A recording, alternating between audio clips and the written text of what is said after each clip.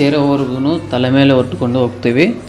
So ಅದೊಂದೇ ಅಲ್ಲ, ಇರುಮುಡಿಗೂ ಒಂದು ಪ್ರತ್ಯೇಕತೆ ಇದೆ. ಸೊ ಭಕ್ತಿ, ಶಿಸ್ತು, ಸಮಗ್ರತೆ ಇವೆಲ್ಲವನ್ನು ನಾವು ಇರುಮುಡಿಯಲ್ಲಿ ನೋಡ್ತೀವಿ.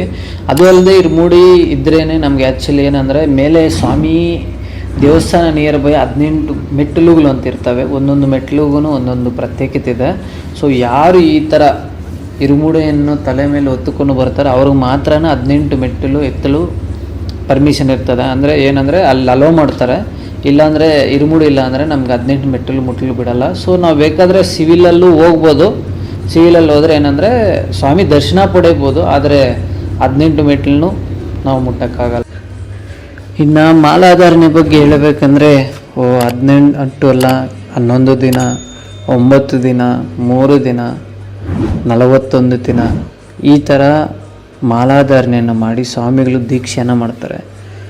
ಸೊ ಏನಂದರೆ ಅವರವರು ಒಂದೊಂದು ಸ್ವಾಮಿ ಗುರುಸ್ವಾಮಿ ಹೇಳೋದೇನೆಂದರೆ 41 ದಿನ ಮಾಡಬೇಕು ಅಂತಾರೆ, 11 ದಿನವೂ ಮಾಡ್ಬೋದು ಅಂತಾರೆ.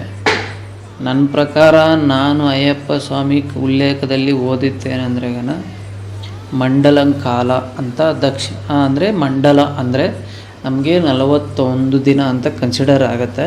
ಸೊ ಹಳೆ ಕಾಲದ ಉಲ್ಲೇಖಗಳಲ್ಲೆಲ್ಲ 41 ದಿನ ದೀಕ್ಷೆ